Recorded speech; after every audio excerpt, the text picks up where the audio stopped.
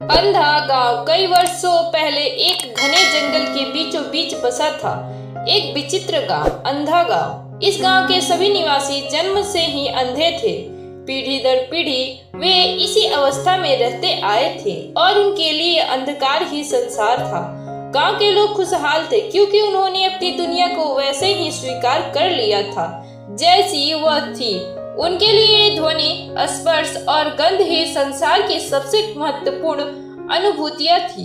लेकिन इस गांव में कुछ अजीब नियम थे।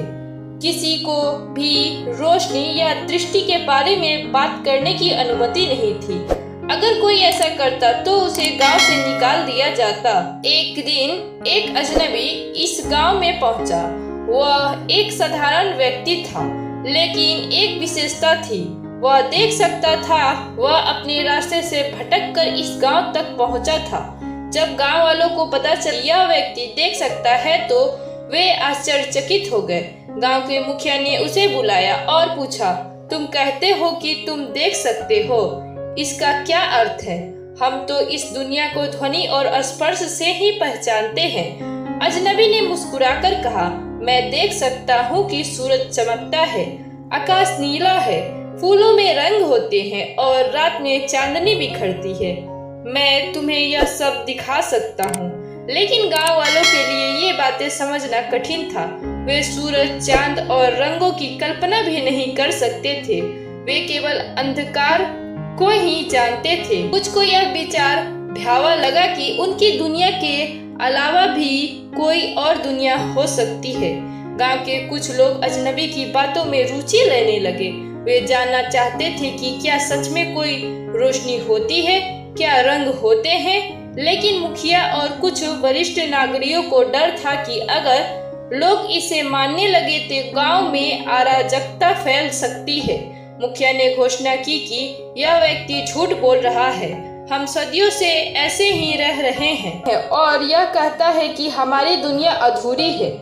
इसे तुरंत गांव से बाहर निकाल देना चाहिए। अजनबी ने कहा, मैं झूठ नहीं बोल रहा, मैं केवल तुम्हें एक नई दुनिया दिखाना चाहता हूँ।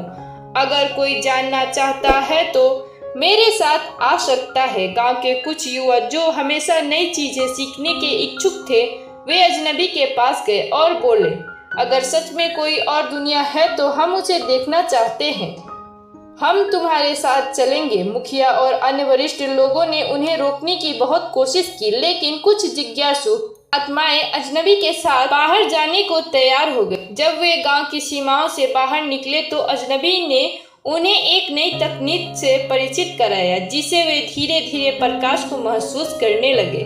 उन्होंने पहली बार सूरज की गर्मी को सच में अनुभव किया और जब उनकी आंखों की रोशनी लौट आई तो वे तत्प्रभ रह गए। दुनिया सच में वैसी नहीं थी जैसे वे अब तक समझते आए थे।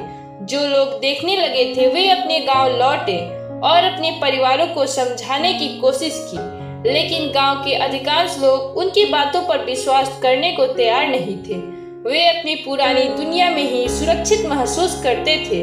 धीरे धीरे देखने वाले और अंधे लोगों के बीच एक खाई बन गई। कुछ लोग गांव छोड़कर अजनबी के साथ नई दुनिया में चले गए और कुछ लोग वहीं रहे, अपनी पुरानी दुनिया में, जहां वे सुरक्षित और संतुष्ट महसूस करते थे।